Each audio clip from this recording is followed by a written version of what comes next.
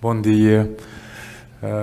Eu quero agradecer não só pelo presente, muito simbólico, muito bonito, mas também pela acolhida, pelo acolhimento e, sobretudo, pelo convite para estar aqui também.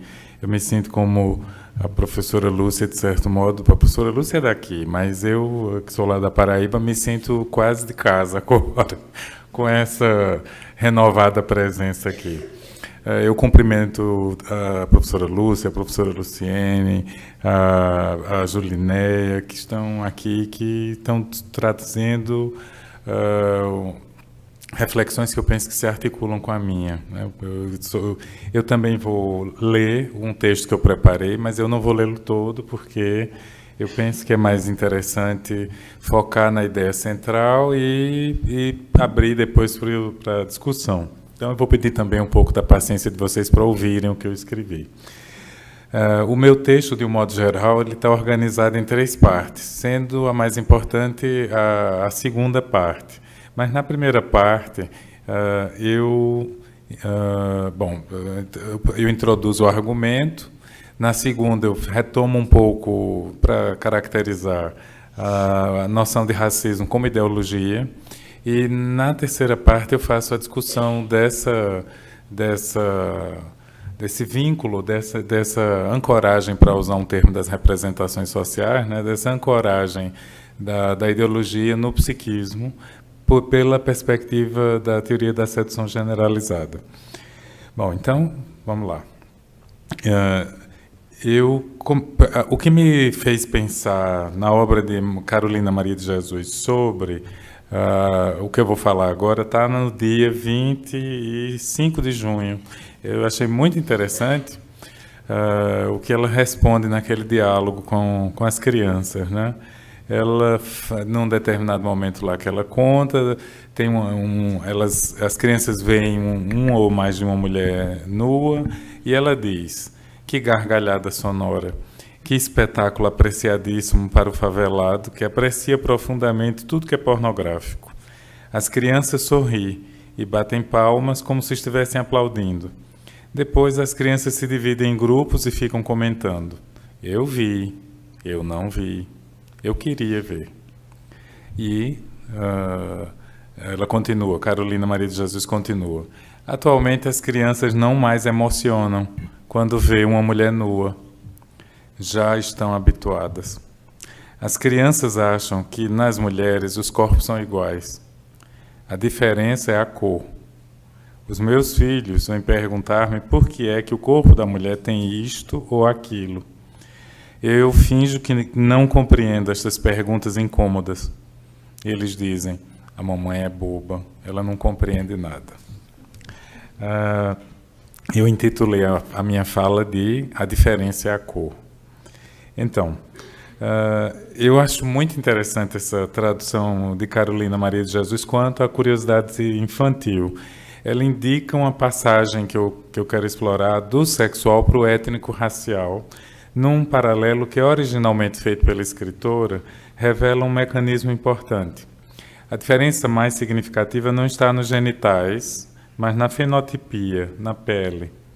Nessa forma de traduzir o sexual, a narradora acredita conhecer a verdade sobre o sexual, é claro, mas havemos que admitir também a possibilidade de que as crianças tenham razão, ao manterem a curiosidade.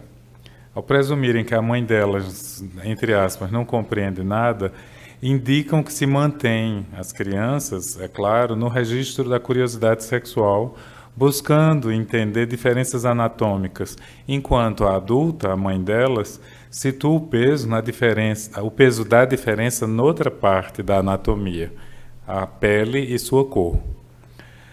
Ao fazer isso, a mãe quer proteger, entre aspas, as crianças da explicitação do sexual genital, que para ela chega como um excesso. Mas isso ela faz numa passagem ambígua, que indica a diferença, que para ela a diferença mais determinante, para quem reside no Canidé, não está nos genitais, e sim na posição étnico-racial.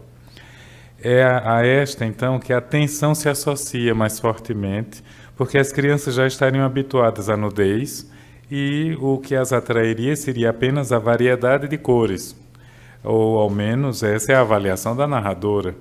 que na cena da conversa com seus filhos, de boba não tem nada. A dinâmica da sedução generalizada, como descrita por Laplanche, parece bem próxima dessa cena de comunicações ambivalentes, dessa confusão de linguagens quase intencional. Nesse sentido, para lembrar o aforismo famoso de Freud, a anatomia continua a ser destino, mas obviamente não de uma forma biologizante, como fazia o pai da psicanálise ao pensar a teoria da castração, por exemplo, e sim de forma ideológica. Por esse caminho, tanto a diferença pode ser organizada pelas especificidades genitais, que aparecem no discurso de gênero, como pela etnia. Laplanche, ao tratar das relações entre o gênero e o sexual, no artigo de 2013, já deu a direção fundamental. Ele inicia o artigo dele fazendo algo que é raro na literatura, na escrita de Laplanche. Ele é objetivo, ele é direto, ele é muito claro e ele apresenta o argumento em 2, 3 parágrafos. E todo o artigo dele, todo o ensaio, é exatamente um comentário sobre esse raciocínio que ele apresenta. O raciocínio de Laplanche no texto sobre o gênero é o seguinte: o gênero é plural, o sexo é dual. O sexual infantil é múltiplo, polimorfo. A proposição de Laplanche: o sexual é o resíduo inconsciente do recalque, simbolização do gênero pelo sexo. Então, Laplanche, ao tratar das relações entre o gênero e o sexual, já deu, a meu ver, a direção fundamental. O sexual infantil, perverso e polimorfo, objeto principal da psicanálise, é o resto do recalque do gênero, que é diverso, pelo sexual, que é binário. O que eu proponho nesta reflexão que eu estou comunicando agora, é um paralelo que está em construção, que está aberto às contribuições de vocês. E eu faço uma aplicação, uma extensão, ou, se quiserem, um deslocamento do conteúdo dessa equação, que explica a redução do múltiplo ao binário, cujo resultado também produz inconsciente, para o terreno da classificação étnico-racial. O sexual infantil, perverso e polimorfo também perpassa outras classificações identitárias, se não como seu resto, ao menos também nos termos de Laplanche, no ensaio sobre a Revolução Copernicana Inacabada, como seu parasita. A ideia do parasitismo da sexualidade, a imagem é de Laplanche. Uma dessas classificações mais importantes a partir da modernidade ocidental diz respeito à raça-etnia. E a sua importância é ao menos dupla, porque no plano cultural ela cria essa classificação e organiza relações de poder com base na desigualdade naturalizada. E porque no plano subjetivo funciona em continuidade ao plano cultural, fornecendo um código complexo, pregnante e fortemente naturalizado, para recalcar e traduzir conteúdos que, vindos do inconsciente, ameaçam o eu. A branquitude e seu presumido oposto inferiorizado, a negritude, ou, se não, como já foi lembrado, tudo que não for branquitude, porque o racismo envolve várias diferenças, são 2 elementos, a branquitude e a negritude, que num binarismo reducionista, ou brancos e não brancos, organizam toda uma variedade étnica, facilmente se associando, pela via do recalque da passividade humana inicial, na situação antropológica fundamental, a movimentos de sexualidade infantil inconsciente. A passividade a que me refiro agora, compõe, segundo Laplanche, no binômio característico das condições originárias da humanização, compõe um par com a atividade. Atividade e passividade, ou passividade originária, atividade secundária. No jogo passividade e atividade, o racismo é um código que, exercido ativamente por quem se presuma superior do ponto de vista étnico, mas assumido também por quem, na posição inferior, é alvo do preconceito, concorre para que os indivíduos não só ratifiquem, no caso dos que se presumem superiores, ratifiquem seus narcisismos, das pequenas diferenças, usando a expressão de 1921 de Freud, como também se defendam numa posição sádica da passividade originária que os ameaça, vinda de outra coisa interna, associada por Laplanche ao conceito freudiano de masoquismo primário. Com isso, mediante práticas sociais em retroalimentação constante, mantêm objetos para investimento pulsional sadomasoquistas e protegem suas identidades do pulsional sexual de morte, que para Laplanche é sexualidade desligada, que ameaça objetos mais vulneráveis, como um eu mais fragilizado, por reconhecer em si também algum elemento considerado pelo sistema cultural como periférico, marginal ou inferior. Como vocês já podem perceber, nesta perspectiva, o racismo é mais um código identificatório que serve para reassegurar e confortar eus defensivamente narcísicos.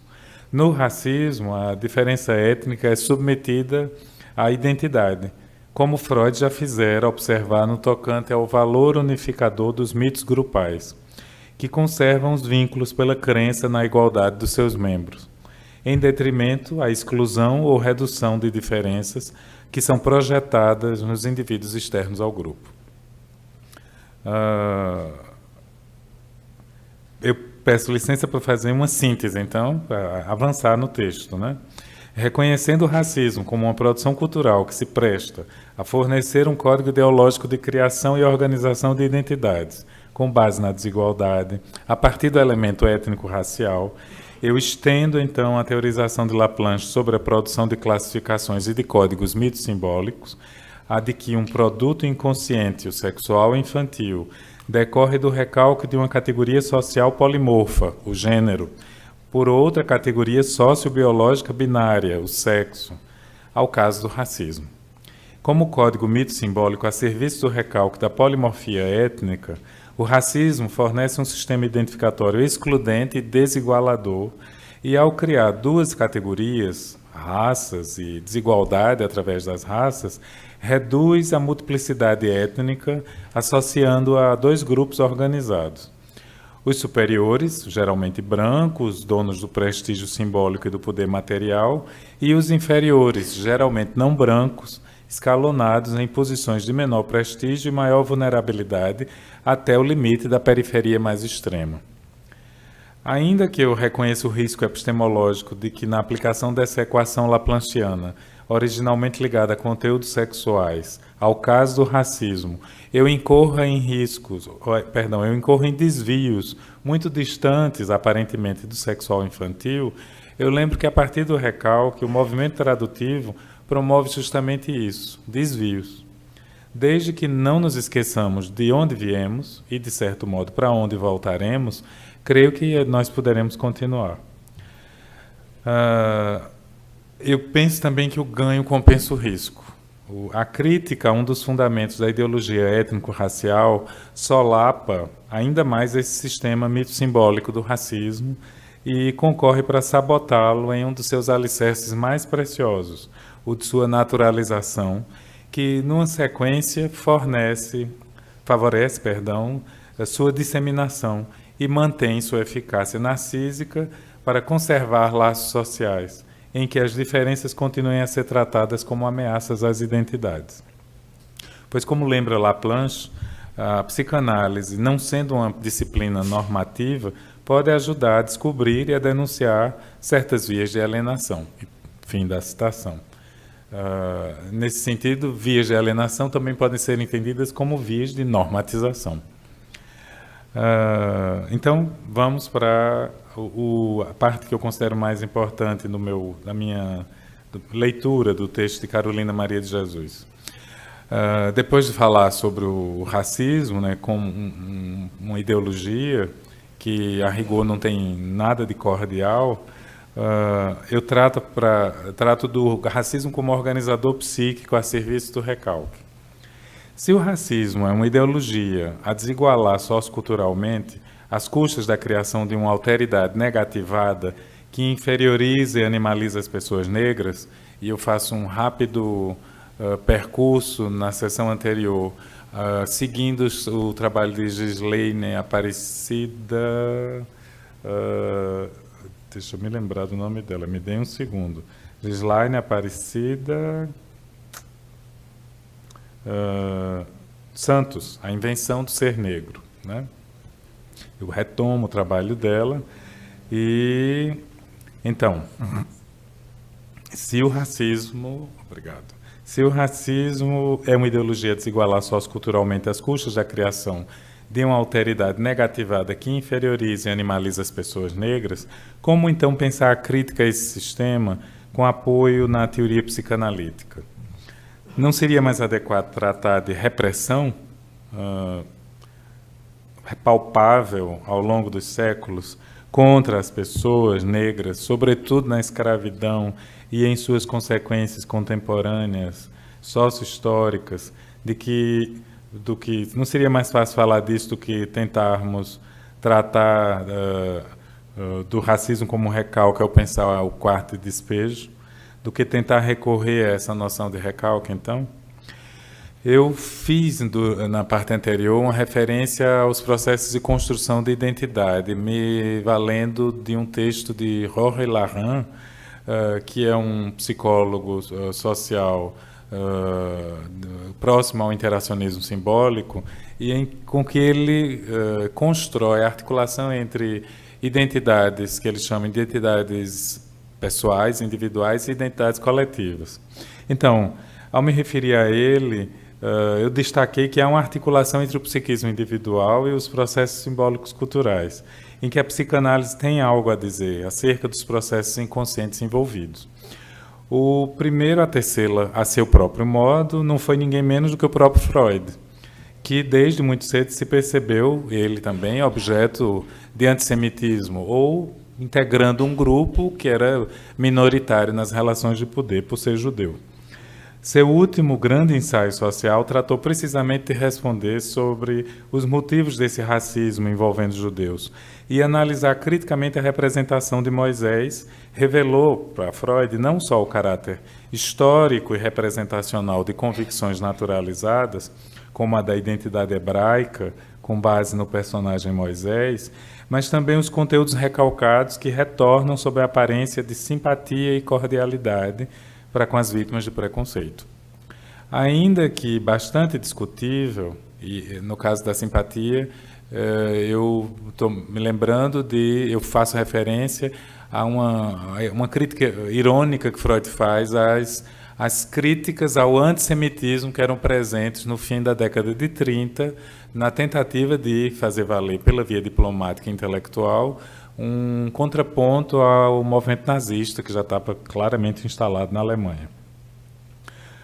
Ainda que bastante discutível do ponto de vista sociológico, a hipótese freudiana de 1939 para explicar o antissemitismo me interessa aqui pela arquitetura dela. A religião judaica estaria a meio caminho entre, de um lado, um conteúdo esquecido, similar ao recalcado. Para Freud, o animal totêmico em substituição ao pai da horda primeva, que fora assassinado. Então, entre esse extremo e um outro, que é o do conteúdo manifesto, aquele relacionado à divindade. Deus estaria no contraponto e no outro extremo desse processo. Essa relação entre esses dois extremos, mediada pela figura condensada e condensadora do herói egípcio-hebreu Moisés. Enquanto um compósito, as crenças sobre Moisés seriam o fundamento de uma identidade coletiva, reunindo tradições não só distintas, como opostas. Para a interpretação de Freud, Moisés nunca existiu, ele, na verdade, é uma condensação de duas figuras, um príncipe egípcio e um hebreu que se destaca, um pastor hebreu. Em síntese, para analisar o preconceito, Freud examinou, então, a identidade que lhe é correlata. Desse modo, teorizou sobre o processo de constituição da identidade coletiva, consagrar como verdade a invenção sobre um passado mítico e seu produto, o conteúdo inventado sobre uma superioridade étnico-religiosa que, paradoxalmente, atrairia para aqueles que a compartilhassem, no caso os judeus, o ódio dos grupos majoritários. Os judeus se presumiam o povo eleito, Eles realmente foram eleitos, nesse sentido, diz Freud, para serem objeto de ódio. Os judeus não seriam senão a ilustração pungente de um processo sociocultural que envolve todos os grupos humanos e que se volta contra esses próprios grupos no contato com outras sociedades. O do narcisismo das pequenas diferenças a que a professora Lúcia já se referiu. No par complementar aos cristãos e aos europeus, eles estariam no lugar do estranho, do outro, de quem se distanciar. Objeto no qual investir o pulsional destrutivo, ao homogeneizar suas características e as atacar, ridicularizar e inferiorizar. O corolário disso é a conquista e a manutenção da coesão positiva e idealizada no interior do próprio grupo de iguais. O preconceito no plano social, como expressão da constituição e repressão do diferente, concorre então para sustentar o recalque, que nessa dinâmica mantém distantes, e eu cito a definição de recalque do vocabulário da psicanálise, mantém distantes no inconsciente representações ligadas a uma pulsão. Um certo conjunto de representações é mantido fora da consciência, claro, em função da ameaça que elas, investidas libidinalmente, provocariam a outras instâncias, notadamente o eu e o seu ideal. O racismo, por conseguinte, no plano cultural, naturaliza um código ideológico que oferece parâmetros binários, branquitude e não branquitude, ou, no caso, negritude, a uma polimorfia étnico-racial que se vê reduzida a duas polaridades, simetricamente ao código sexual, que converge apenas para machos e fêmeas, como base biologizada de apenas dois gêneros, o masculino e o feminino, como argumenta Laplanche em 2003. Não à toa, o racismo se perpetua pela banalização da violência através da repressão. Aqui falo de repressão mesmo, a quem se rebelar contra as desigualdades. Ou, se não, o abandono pelo Estado das populações excluídas, o abandono à instabilidade socioeconômica e à insegurança pública. E tudo isso transparece também no texto de Carolina Maria de Jesus. Eu faço 3 rápidas citações de dias diferentes. E assim, no dia 13 de maio de 1958, escreve ela, eu lutava contra a escravatura atual, a fome. Em outro momento, ela diz, devo reservar as palavras suaves para os operários, os mendigos, que são escravos da miséria.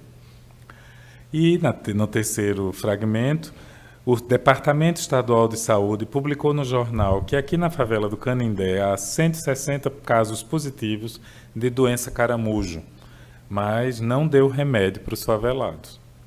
Eu não fiz o exame, porque eu não posso comprar os remédios. E a 4ª citação. Um preto, que eu faço uma edição do texto dela, um preto que estava revoltado com um guarda civil que espancou um preto e amarrou numa árvore. O guarda civil é branco, e há certos brancos que transforma preto em bode expiatório. Quem sabe se guarda civil ignora que já foi extinta a escravidão e ainda estamos no regime da chibata. Fim da citação. Recorrer à teoria da sedução generalizada para interpretar essa polarização binária permite entender o racismo como organizador psíquico a serviço do recalque, mas sem supor obrigatoriamente uma coextensão direta entre psiquismo individual e organização social, nem uma escala transindividual estabelecida pela linguagem. O modelo laplanchiano, ao situar a unidade de análise na situação antropológica fundamental, o desencontro entre o adulto com inconsciente sexual infantil e a criança inicialmente desprovida dessa sexualidade inconsciente, permite uma análise historicista que abre tanto possibilidades de diálogo com a teoria da mútua constituição entre identidade individual e identidade coletiva, quanto admite reconhecer na relação dos sujeitos consigo mesmos bem mais do que uma posição decorrente de uma combinatória de categorias coletivas previamente estabelecidas. Ressalta-se, então, o caráter único, original, quiçá mesmo irreproduzível, de cada tradução com que os códigos mito-simbólicos do racismo são empregados. Desse ponto de vista, parte-se do reconhecimento pelo qual o racismo para ser interpretável psicanaliticamente, precisa ser compreendido como parasitado pela sexualidade infantil, perversa, polimorfa, conteúdo próprio ao inconsciente. Nesse sentido, dado o caráter pulsional desta sexualidade,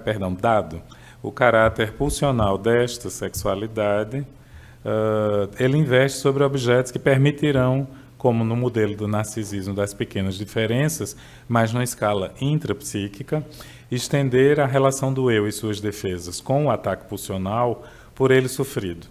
Quanto mais desligada estiver a pulsão, mais sexualmente mortífera poderá ser para o eu, que a investirá narcisicamente, numa expressão que parece paradoxal, que a investirá para se proteger narcisicamente fora de si, em objetos externos, no outro humano, assumindo aqui, esse outro humano, um tratamento simétrico àquele dado ao grupo atacado pelo preconceito, no narcisismo das pequenas diferenças. O racismo, então, ao inferiorizar as pessoas negras, passa a ser entendido como um código cultural que envolve representações ameaçadoras ao eu e manter em relativo e provisório equilíbrio as forças desse pulsional originalmente desligado no interior do psiquismo, que ativamente busca controle sobre o inconsciente através do investimento sobre um outro externo, que, por sua vez, se torna, pela linguagem do preconceito, objeto recorrente da destrutividade inerente ao sexual desligado. A dinâmica que explica a necessidade desse processo, segundo o modelo laplanchiano, é a do binômio atividade-passividade, na dissimetria própria à situação antropológica fundamental. Uma vez investida de mensagens enigmáticas, uma vez destinatária dessas mensagens, a criança, paralelamente à conquista da autonomia psíquica, buscará dar conta da outra coisa interna, do outro psíquico que é o inconsciente, recorrendo na intersubjetividade ao outro humano externo. Aplicando-se essa dualidade ao sadismo-masoquismo, e eu vou terminar aqui porque eu não tenho mais tempo, entendo o racismo como expressão mítica que transita entre esses dois motores. Pelo sadismo, ativamente, um sujeito racista consegue suplantar sua posição originalmente passiva e investir o excesso pulsional dela decorrente sobre um objeto que, caso submisso, será posto na posição masoquista. Os conteúdos recalcados no interior do psiquismo do racista sádico serão mantidos no seu inconsciente. A identificação com a fragilidade do alvo do preconceito pode ser assustadora, terrível, e o eu racista é preservado dessa proximidade com seus próprios limites identitários. Eu não. Por esse arranjo teórico, continuam a fazer sentido interpretações propostas por algumas outras teorizações, como as que já foram mencionadas aqui, por Santos, por Costa, retomando inclusive o trabalho, Santos não, por Souza, retomando o trabalho de Neuza Souza. O racismo pela via masoquista implica na assimilação pelo negro ou negra dos atributos identitários desprestigiados. E eu cito: ser negro é ser violentado de forma constante, contínua e cruel, sem pausa ou repouso, por uma dupla injunção, a de encarnar o corpo e os ideais de ego do sujeito branco e de recusar, negar e anular a presença do corpo negro. Já na posição sádica, fim da citação, já na posição sádica encontra-se um constante representar-se e representar negativamente a negritude, à semelhança do já bem descrito pela análise de Santos, no caso de Slaine Aparecida dos Santos. A violência racista do branco é exercida, antes de mais nada, pela impiedosa tendência a destruir a identidade do sujeito negro. Bom, a grande pergunta no final que eu faço é: se o racismo é um esquema que se retroalimenta, como concorrer para seu abandono sem perder o trabalho psicanalítico? A resposta laplanchiana me parece que já foi sugerida no início da minha fala. Descobrir e denunciar pela análise as raízes da alienação a um projeto narcísico que se aproxima do que Freud começava a descrever de forma mais distinta a partir de 1914. Trata-se do superego sádico, intuído como sede de vários pré-conceitos inflexíveis e fechados, capaz de aprisionar um eu mais vulnerável, a partir das identificações do sujeito com idealizações rígidas em decorrência de mensagens que se intrometem no psiquismo sem qualquer chance para a tradução, como sugerem Dahlhasen e Kupperman ao fazerem uma leitura do artigo de Freud, Implantação e Intromissão. Eu encerro mesmo lendo esse último parágrafo. Assim como nas relações sociais, repete-se simetricamente no coração da subjetividade a dinâmica complementar de dissimetria de poderes, até que um novo evento a descompense, como trauma, a substitua ou até mesmo a balanceie, no caso da oferta de códigos e mitos simbolicamente alternativos. Para pensar ainda no quarto do despejo, é difícil deixar de reconhecer algumas marcas que imagino terem se contraposto na vida de Carolina Maria de Jesus, ao racismo de que ela foi alvo sempre. Uma dessas, eu penso, como eixo contínuo entre a filiação dela, toda a referência que ela faz à mãe é positiva, no imaginário essa mãe é muito positiva, então no eixo contínuo entre essa filiação e a maternidade. Ela organiza a vida dela em torno dessa responsabilidade com os filhos. Além, é claro, da escrita. A própria atividade literária envolvendo a leitura e a escrita de Carolina aponta repetidamente como estratégia de simbolização que não só informa, mas desaliena. No que aparentemente seria a confirmação do submeter-se, surgem a fantasia e, a partir dela, o exercício estético, como saídas que retraduzem os excessos pulsionais e as inúmeras, insistentes faltas materiais com que a moradora do Canindé era obrigada a lidar. Seu estilo testemunhal autobiográfico alcança, na forma como no conteúdo, a capacidade de recusar códigos racistas. E eu termino com a citação de Carolina Maria de Jesus. Enquanto escrevo, vou pensando que resido num castelo cor de ouro, que reluz na luz do sol, que as janelas são de prata e as luzes de brilhantes, que a minha vista circula no jardim e eu contemplo as flores de todas as qualidades. É preciso criar este ambiente de fantasia para esquecer que estou na favela. Obrigado.